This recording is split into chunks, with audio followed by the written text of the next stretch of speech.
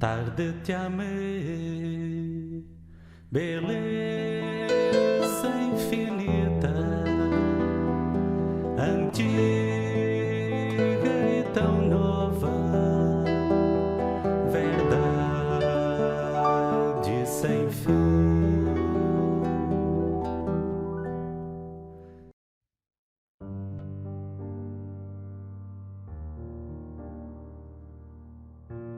Paixão de Nosso Senhor Jesus Cristo, segundo Lucas.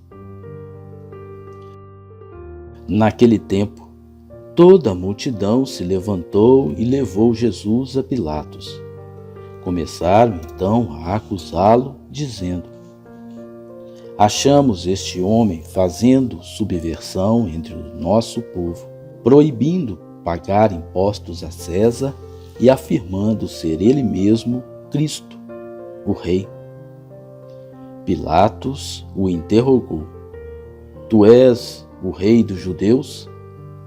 Jesus respondeu declarando: tu o dizes. Então Pilatos disse aos sumos sacerdotes e à multidão: não encontro neste homem nenhum crime.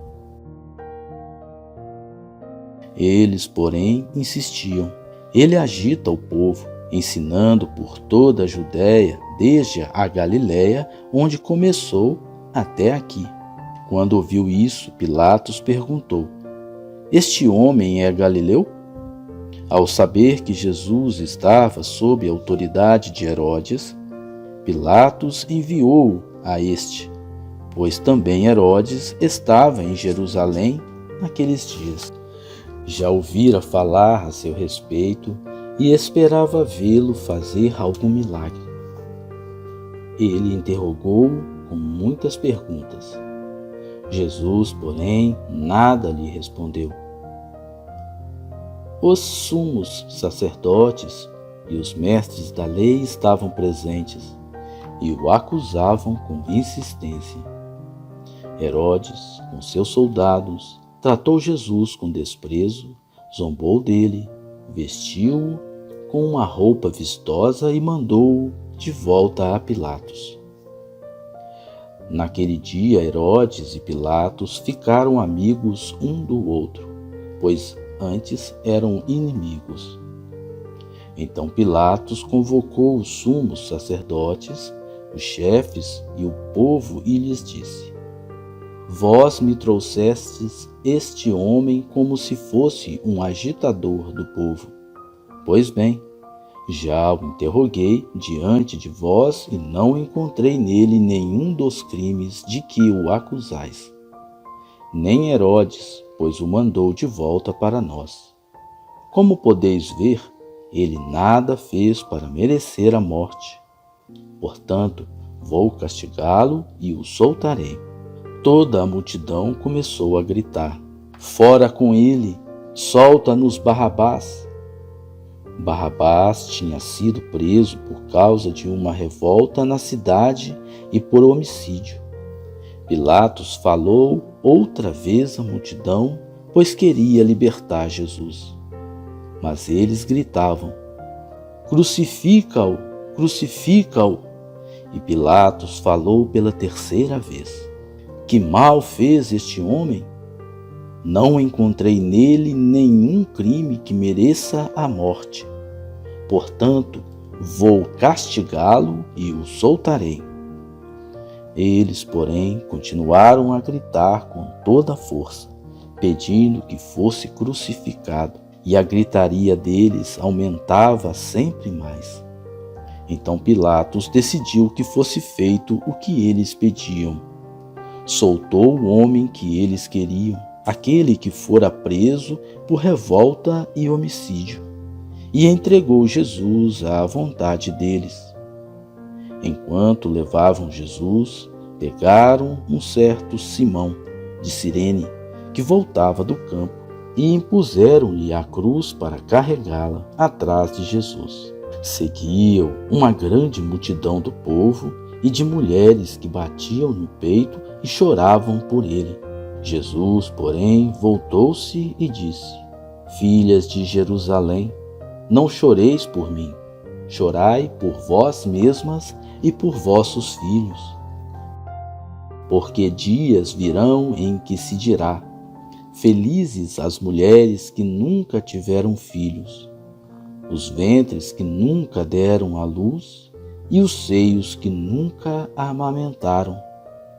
Então começarão a pedir às montanhas: caí sobre nós, e às colinas: escondei-nos, porque, se fazem assim com a árvore verde, o que não farão com a árvore seca?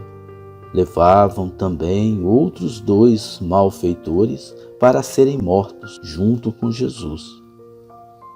Quando chegaram ao lugar chamado Calvário, ali crucificaram Jesus e os malfeitores, um à sua direita e o outro à sua esquerda.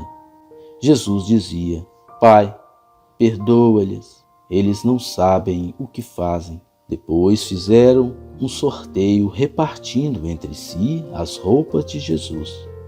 O povo permanecia lá, olhando, e até os chefes zombavam, dizendo: a outros ele salvou. Salva-se a si mesmo se, de fato, é o Cristo de Deus, o escolhido. Os soldados também caçoavam dele, aproximavam-se, ofereciam-lhe vinagre e diziam: se és o rei dos judeus, salva-te a ti mesmo. Acima dele havia um letreiro: este é o rei dos judeus. Um dos malfeitores crucificados o insultava, dizendo: tu não é o Cristo? Salva-te a ti mesmo e a nós. Mas o outro o repreendeu, dizendo: nem sequer temes a Deus, tu que sofres a mesma condenação? Para nós é justo, porque estamos recebendo o que merecemos. Mas ele não fez nada de mal. E acrescentou: Jesus, lembra-te de mim quando entrares no teu reinado.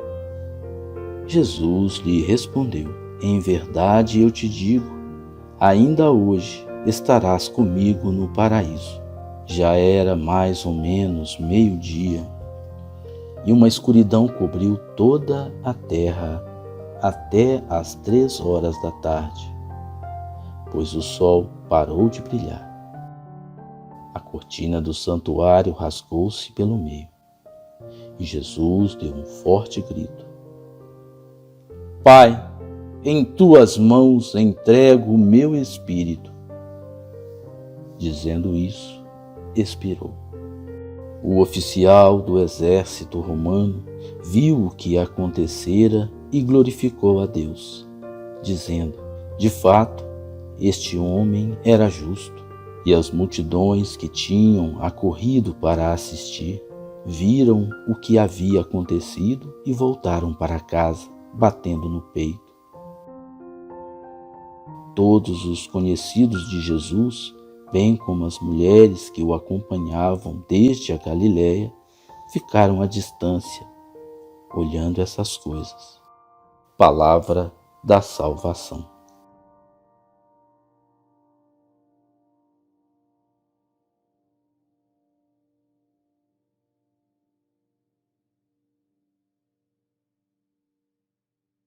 Olá pessoal, querido irmão e querida irmã, gostaria de convidar você para junto comigo partilhar essa paixão e morte de nosso Senhor Jesus Cristo, entendendo a liturgia deste final de semana.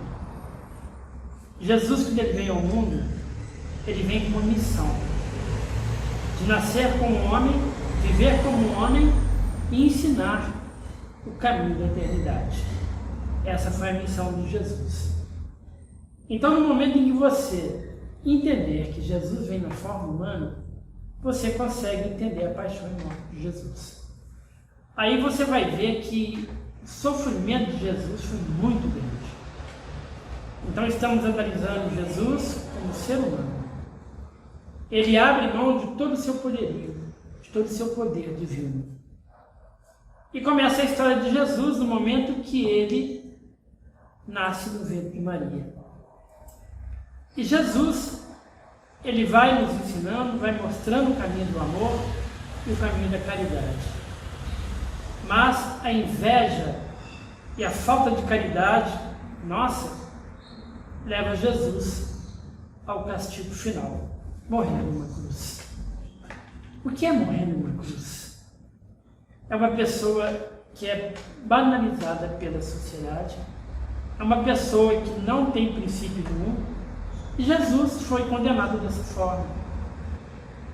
A situação é tão triste que chamaram Jesus de rei, zombando dele, colocaram nele uma coroa de espinho, bateram nele, e ele foi silenciosamente seguindo o seu caminho para a cruz.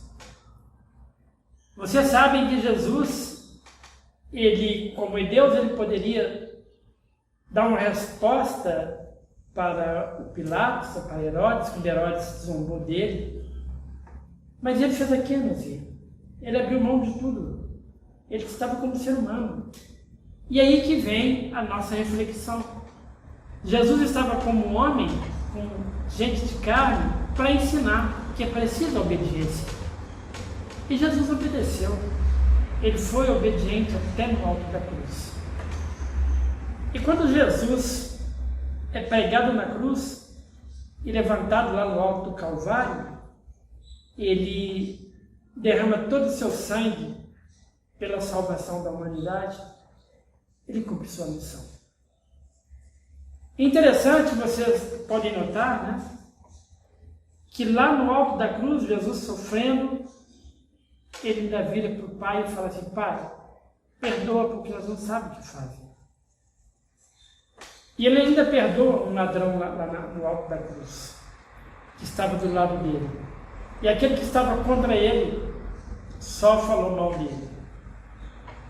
Então eu gostaria de refletir com vocês nesse ponto. Tinham dois ladrões na cruz. Um que arrependeu e o outro que falou mal de Jesus o tempo todo. Esses dois representam a nossa vida. Todo esse suplício que Jesus passou na cruz, tudo isso nós vamos ver na Semana Santa. Quando chegar na Sexta-feira Santa, que Jesus foi enterrado, nós não acreditamos que Jesus fez tudo aquilo e não sentiu dor nenhuma, porque nós vimos Jesus como um Deus. Então dá a entender que era um teatro. Então, nós podemos ser o bom ladrão, aquele que peca o tempo todo e depois arrepende, ou aquele que o tempo todo peca e nunca arrepende. Então você vê que no finalzinho ali tem uma mensagem para a gente entender. Eu me converto a Jesus ou continuo achando que não vale a pena seguir Jesus?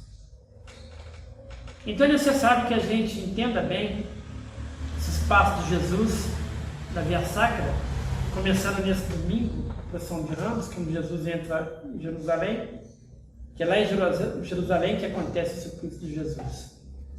E vocês vão notar que essa morte de Jesus, a hora que ele fecha os olhos na cruz, que ele entrega o seu Espírito a Deus, aí ele cumpre a missão dele.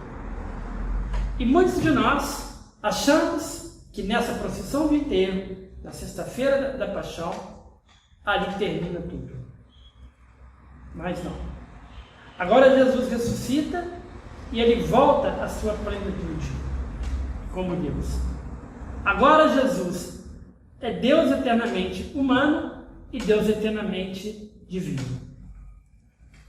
Gostaria de deixar essa mensagem nessa Semana Santa, desejando a vocês, cada um de vocês, viver bem esses momentos do suplício de Jesus, da paixão e morte de Jesus. Receba a bênção. Senhor esteja convosco. Por intercessão de Nossa Senhora das Dores, desça sobre cada um de vocês e seus familiares. Dê vocês muita paz, saúde e perseverança na fé. E abençoe-vos Deus Todo-Poderoso, Pai, Filho e Espírito Santo. Amém. Glorificar a Deus com vossa vida. Boa Semana Santa. Vivam os passos de Jesus e vamos procurar nos converter cada dia.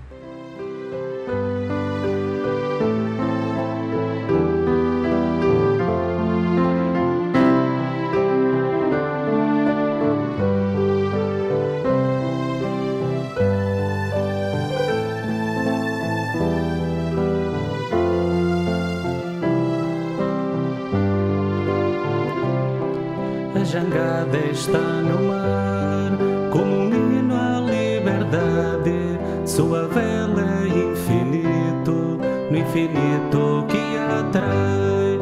E nas ondas e marés, o seu rumo é navegar. Ninguém poderá parar a corrente do amor.